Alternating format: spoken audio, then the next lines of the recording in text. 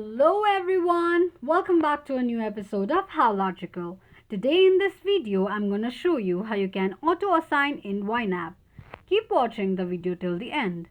To auto-assign on YNAB, firstly open your YNAB application. The home page of YNAB application will appear on the screen. Click on Account option. On the next page, tap on Add Account. Among two options displayed, click on Unlinked option. Enter your nickname, your account type, current balance and tap on Done. Here, click on Assign Money option. Tap on Auto Assign By and choose one of the options from pop-up options, and this is how you can auto assign in YNAB account quickly and easily just in few steps. If you have any thoughts or queries, let us know in the comment section.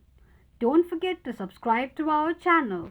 Also press the notification bell icon so that YouTube will notify you whenever we post a new video. I hope this video was helpful to you. If it was, go ahead and give us a thumbs up. Thank you so much for watching.